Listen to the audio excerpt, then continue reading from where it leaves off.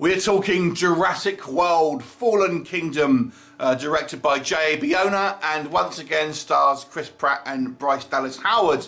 So essentially a follow-on from the previous movie taking place some years after, and we learn that the island is now kind of on the brink of destruction through natural disasters. So Chris Pratt's character and Bryce Dallas Howard, along with a couple of other peripheral characters, are tempted back to the island to try and save some kind of like species of dinosaurs for preservation.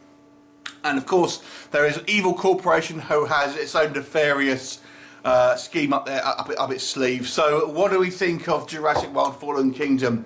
I've got to say, if this wasn't a blockbuster, if this was a kind of a straight to video B movie, you know, I would have said this is great. But being a kind of a big budget movie, I mean, you have to have a suspension of disbelief. But I think maybe out of all the Jurassic Park films, this maybe takes things just one step too far. Now, what do I mean by that? So, things happen in this film, without kind of giving away any spoilers, outside of what you've seen in maybe a trailer, that are just so ridiculous, and on such a frequent kind of like occasions throughout the movie, it just is ultimately super cheesy. Now, I actually have to say, in comparison to that though, this film is actually quite fun. It is a lot of fun. It is a romp, it is a ride, it's kind of like lots of kind of like crazy things happen on screen. There's lots of kind of variety and kind of like dinosaurs. They each kind of maybe have a small kind of like little scenes themselves to shine, which I thought was quite good. My favourite personally was the first one we see, which is the kind of like this this plesiosaur, this kind of like the big aquatic one that we had seen in the last movie. And there's lots of kind of little segments where we see the kind of like different dinosaurs doing different things. That was quite good. And it is a fun movie. It goes at a good old pace. Chris Pratt is great. The supporting cast in this movie do their jobs well. They're a little bit kind of on the nose. The bad guys are clearly bad guys, if that makes sense. And the kind of we have these two new sort of characters, the kind of the younger protagonists, and they're just like they're caricatures rather than characters. The young kid I thought was quite good though, and she actually has quite an interesting little plot twist with her, which I think was probably the most original thing in the film. But like I've said, it just maybe goes a little bit too far with kind of like the events that happen, the kind of like the defying of the odds, the kind of like the bending of physics and stuff like that from one scene to another, that just kind of takes it into a B movie. So it really would seem, if you had seen this as a direct-to-video movie, you may not kind of you know, bat an eyelid. But when you think about the original Jurassic Park and how kind of at the time when that came out, people were saying, oh, it could be something, you know, there was almost like this is like only a stone's throw away from some real kind of like real science and stuff here. Then we cut to this movie and it's just so like overblown and kind of cheesy. You know, it's just, you notice the stark difference between those two movies.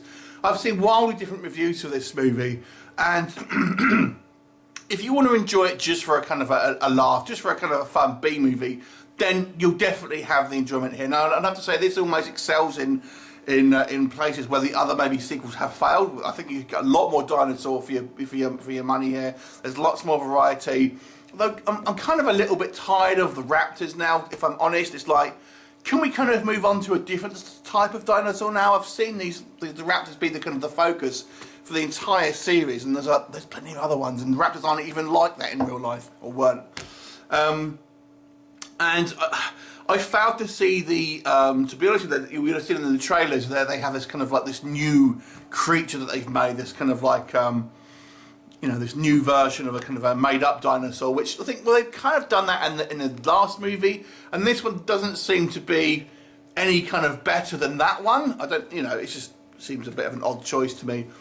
And I gotta say, without kind of giving away a spoiler, there's a decision made at the end of this film that really irritated me, and I just thought, come on, if people got angry for Star-Lord doing certain things in Jurassic Park, him and his cronies making this one decision towards the end of the movie, you would just think, that's unforgivable. I mean, it's just unforgivable.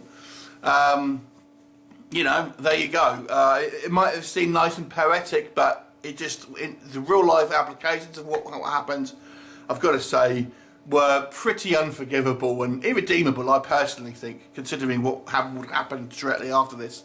It very much sets it up for another movie, which would be fun, but like I've said, it just, I don't know, it just maybe goes a little bit too far for me in kind of making this way too much of a kind of just a cheesy sci-fi rather than more based on the sort of scientific possibilities like the original movie had. So it's a cheesy fun movie, but it's quite far removed from that first film, I've got to say.